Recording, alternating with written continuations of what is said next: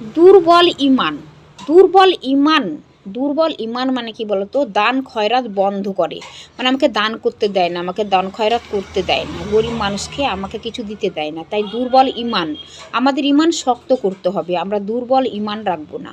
তাই দুর্বল ইমান হলে দান খয়রাত বন্ধ করে দেয়। আর শক্ত ইমান হলে কি বলতো, আমরা দান খয়রাত করব, মানুষকে ভালোবাসবো, মানুষের পাশে থাকবো, হ্যাঁ, গরিবদেরকে দেখবো, ঠিক আছে। তাহলে আমাদের দুর্বল ইমান দরকার নেই। অহংকার, অহংকার কি বলতো, অহংকার জ্ঞান নষ্ট করে। অহংকার কি করে, জ্ঞান, যে আমাদের যে জ্ঞান, হ্যাঁ আমরা ভালো পথে চলছি, ওই জ্ঞান নষ্ট করে।